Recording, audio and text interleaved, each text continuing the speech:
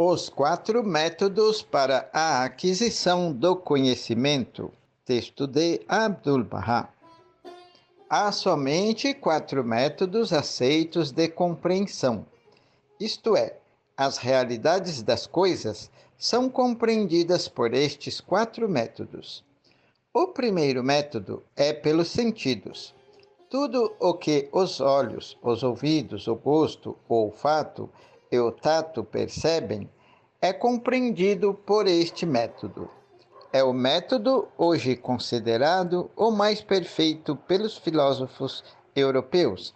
Dizem que o método principal para se adquirir conhecimento é este, através dos sentidos. Este método eles o acham supremo. É, no entanto, imperfeito, sujeito ao erro. Tomemos, por exemplo, o maior de todos os sentidos, o poder da vista. Esta vê a miragem como água e imagens refletidas em espelhos como sendo reais, existentes. Corpos grandes, mas remotos, parecem ser pequenos, e um ponto em rotação afigura-se como um círculo. Segundo a vista, a Terra é imóvel enquanto o Sol se move, e, em muitos casos, semelhantes a engano. Nela, pois, não podemos confiar. O segundo é o método do raciocínio, o qual foi o dos filósofos antigos, sustentáculos que eram da sabedoria. É este o método da compreensão. Eles provavam as coisas pelo raciocínio, aderiam firmemente às provas lógicas. Todos os seus argumentos são argumentos de raciocínio. Não obstante isso, havia entre eles grandes divergências, sendo muitas vezes contraditórias suas opiniões. Até mesmo mudavam de ideias, isto é, durante 20 anos, digamos, provavam eles a existência de uma coisa por argumentos lógicos, e depois, também por argumentos lógicos, negavam-na. Assim, Platão primeiro provou logicamente a imobilidade da Terra e o movimento do Sol, e mais tarde, por argumentos lógicos, provou ser o Sol o centro estacionário em volta do qual a Terra se movia. Subsequentemente, a teoria ptolomaica foi divulgada, vindo assim a ser esquecida a ideia de Platão, até que, afinal, um novo observador a ressuscitou. Todos os matemáticos, pois, dissentiram, embora dependessem de argumentos racionais.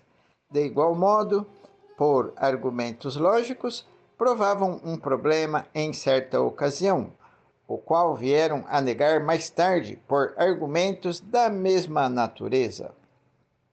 Assim, um dos filósofos apoiava firmemente uma teoria por algum tempo, com fortes argumentos e provas, a qual, mais tarde, usando argumentos racionais, ele contradizia e retratava.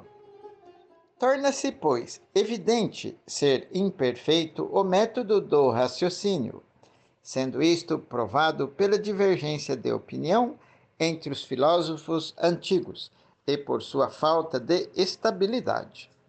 Fosse perfeito esse método, todos deveriam estar unidos em suas ideias e acordes em suas opiniões. O terceiro método é por tradição, ou seja, pelo texto das Sagradas Escrituras, pois costuma-se dizer: no Velho Testamento ou no Novo, Deus assim falou. Tampouco é perfeito esse método, porque as tradições são compreendidas pelo raciocínio. Já que o próprio raciocínio é sujeito ao erro, como pode-se dizer que não errará em interpretar o significado das tradições? É possível que se engane.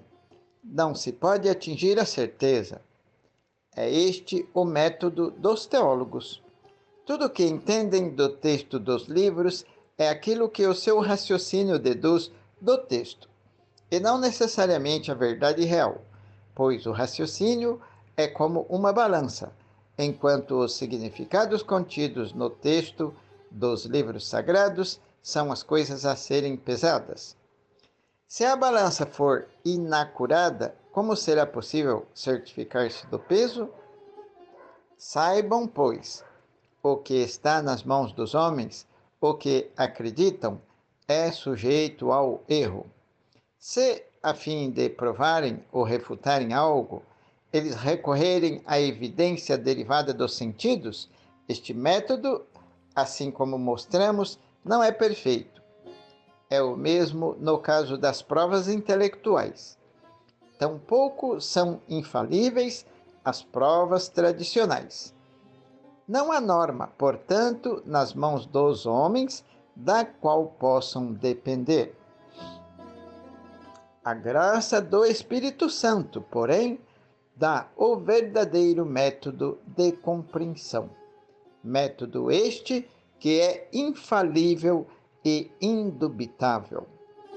Isso é através do amparo do Espírito Santo que vem ao homem, e é nesta condição somente que se pode atingir a certeza. Do livro Respostas a Algumas Perguntas, palestras número 83, de autoria de Abdul Baha.